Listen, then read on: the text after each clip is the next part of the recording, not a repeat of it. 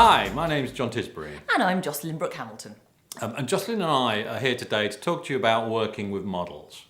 We thought it'd be a good idea to talk about what works well from both our perspectives, both as a photographer and obviously Jocelyn from a model's perspective. Yeah. So the first thing we're going to chat about is discussing ideas.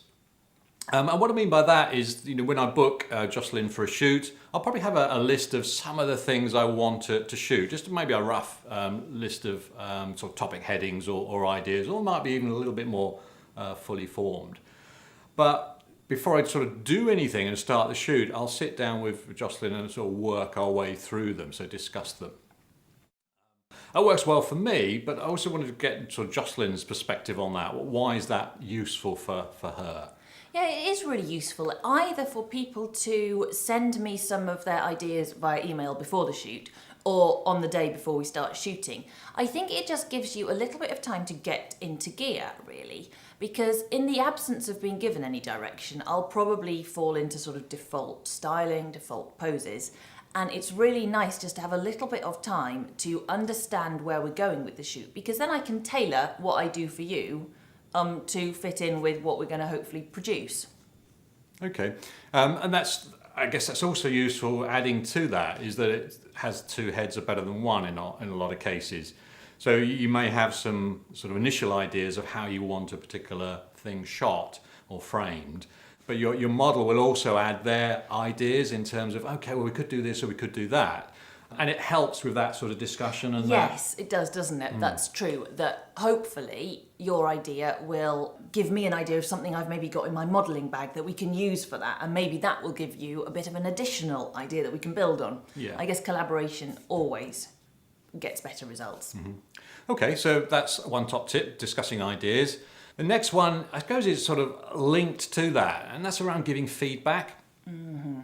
And while you're shooting, I'm always sort of giving feedback to the model in terms of how they're posing. Is it the type of thing that I want? Is it the right shot, the right feel, the right sort of atmosphere? And for me, I find I sort of do that naturally. I don't really think about it. It's sort of a constant chatter, I guess, in the background, which sort of works for me as a photographer.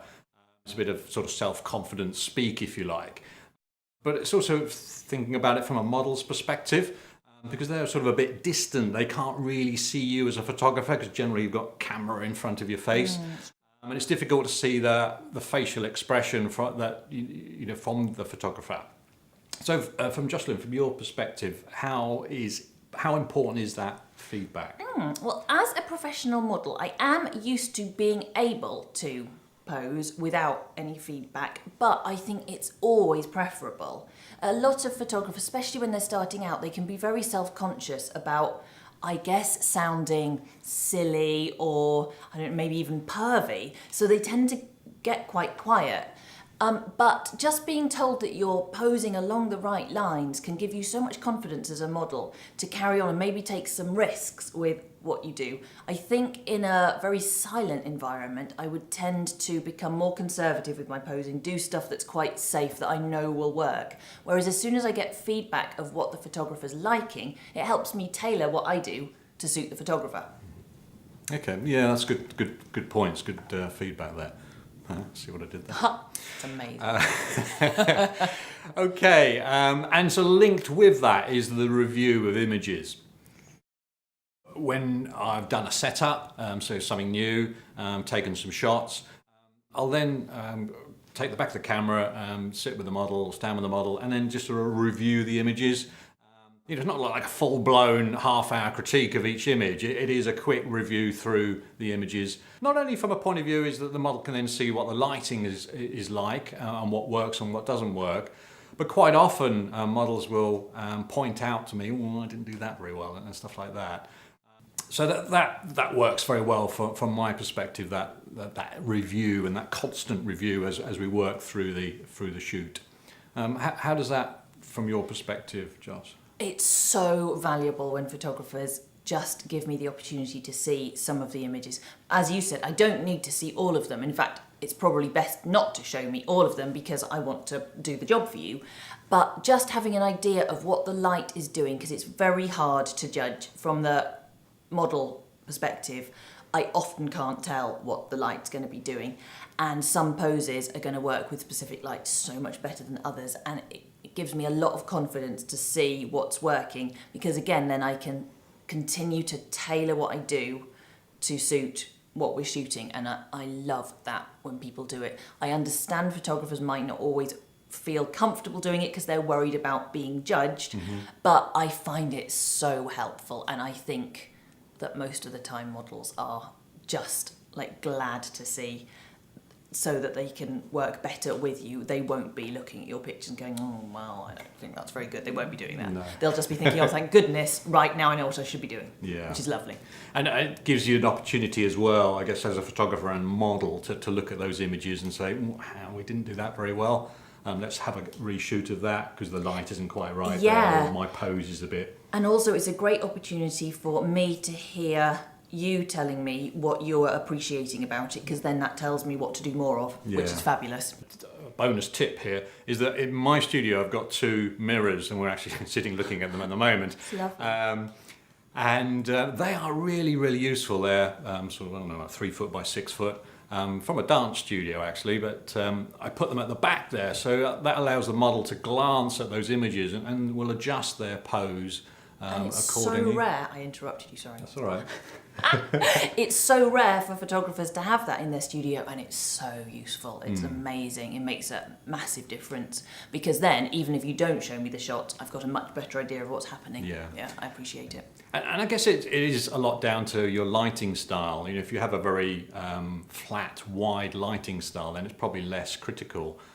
But I shoot with a very narrow lighting pattern, which creates a lot of shadows.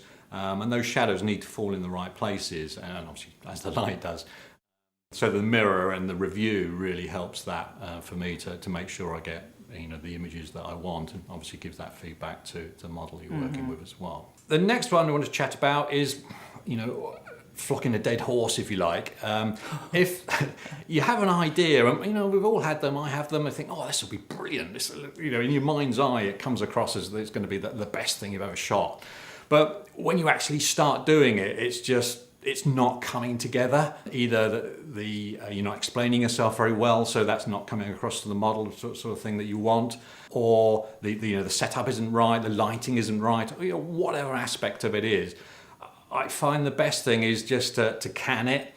If it's not working, just draw a line under it and move on. There's no sort of loss of face by having to just keep going at it until one of you either falls over with exasperation or just walks out from boredom. Just stop it and move on. Have that confidence to draw the line under it and say, it's not working, let's can it, and then come back to it if you need to. It might be after 3 or 4 other sets that you come back to it, or with a different model it works. So don't necessarily bin the idea completely, but if it's not working, pull the plug on it, basically. Yeah, I'd certainly agree with that. That it can be curiously draining to carry on trying to do something that's not working very well, because you'll tend to blame yourself. Probably the photographer will blame himself, the model will blame herself, and it's so energising to just dump it, move on to something that you can make work. And yeah, as you say, you can always come back to it, maybe when you've had a bit more time to think through how to make it work. Yeah. Yeah, good thoughts. Another one which I tend to find works well for me as well is that I'm after a specific shot or a specific pose, and I'm not brilliant at giving direction and micro-directing people, but I know it's something that isn't quite right. So what I tend to do is I'll take a photograph of that shot or that pose and then break the session and say, okay, well, can we just have a chat about this image? This is the image on the back here. I don't quite like this bit.